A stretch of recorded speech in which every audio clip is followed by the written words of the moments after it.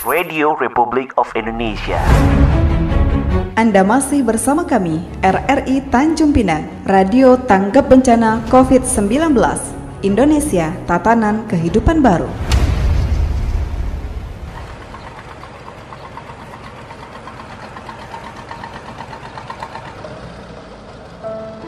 Kalau masalah tangkapan sekarang ini, kalau masalah semenjak udah di kelolaan PT banyak ini, penghasilannya udah agak berkurang lah.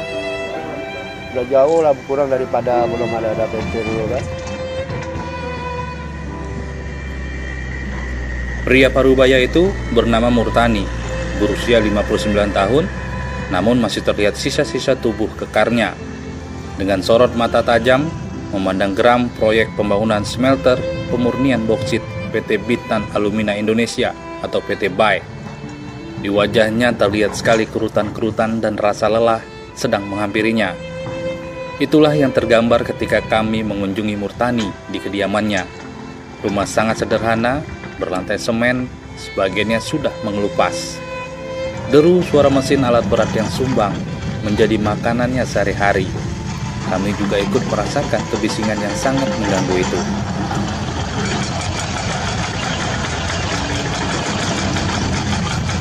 Proyek ini mendapat dukungan dari pemerintah.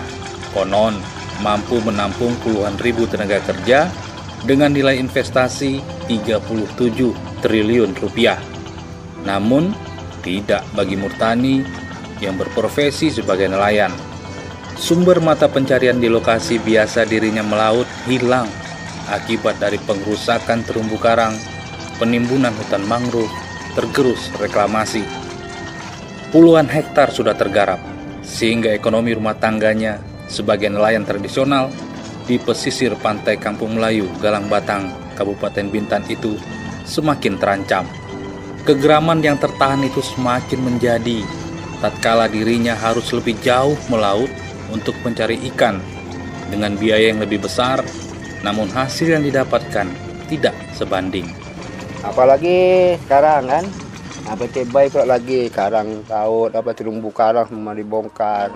Terumbu karang aja ada berapa banyak habis, bakau-bakau habis, sungai-sungai. Tempat kita nelayan pantai untuk cari-cari ketam Contohnya kawan-kawan juga semua kan, mancing-mancing nombak, untuk masang-masang bubu dah lokasi dah tak ada. Udah ditimbun semua itu. Mungkin ada 10 hektar mungkin ada karang tuh udah timbun.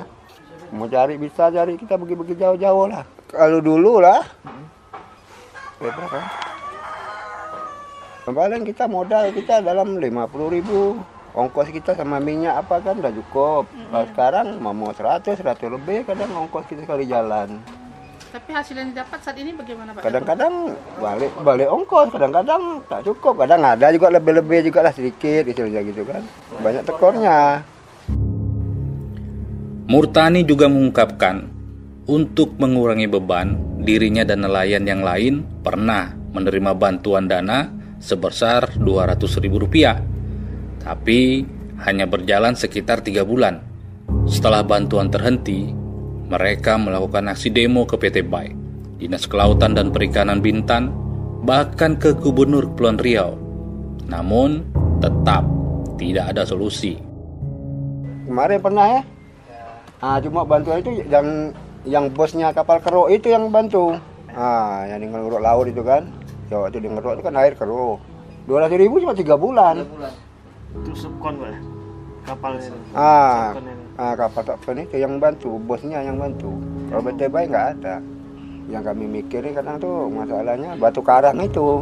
Tempat kita mancing tempat kita jaring udah habis semua ditimbun. Itu sampai kami pernah demo. Nih orang-orang kawan kami pernah demo nih. Dari PT BAI kami demo sampai ke kantor DPR, kantor perikanan. Pernah sampai ke kantor gubernur demo. Nggak ada hasil sama sekali. Dari keterangan Murtani tadi, kami mencoba menjumpai Ketua RT Kampung Melayu, Purnomo.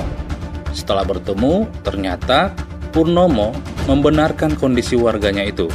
Bahkan bukan hanya Murtani, masih banyak warganya yang berprofesi sebagai nelayan terkena dampak dari pembangunan PT BAI.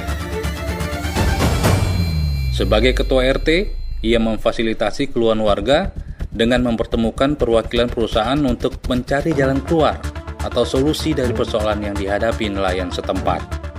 Daripada nelayan ini untuk mengharapkan hasil tangkapan kan ini memang udah susah.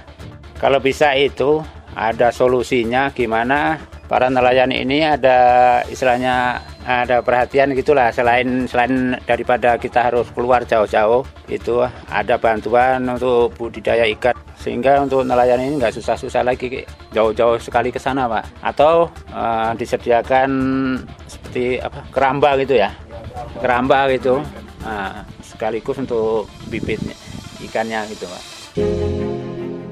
Kerisauan Murtani terhadap kehidupan keluarganya selama ini tampaknya mulai mendapatkan angin segar.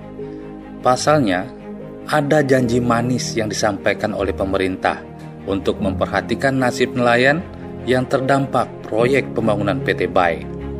Setelah kami menanyakan hal ini, Kepala Dinas Kelautan dan Perikanan Kabupaten Bintan Fahrimsa bahwa Menteri KKP menginstruksikan Balai Budaya Perikanan Laut atau BBPL Batam untuk melakukan pembinaan terhadap nelayan yang terdampak proyek.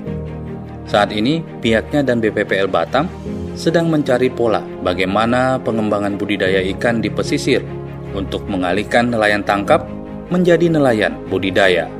Intinya ya kita koordinasi, kita fasilitasi bagaimana wilayah-wilayah yang terdampak itu bisa pulih mata pencariannya. Untuk sementara jangka pendek mungkin alih fungsi menjadi nelayan budidaya. Nah, itu yang kita koordinasikan dengan BPL Batam, ya kan, sesuai dengan instruksi kementerian.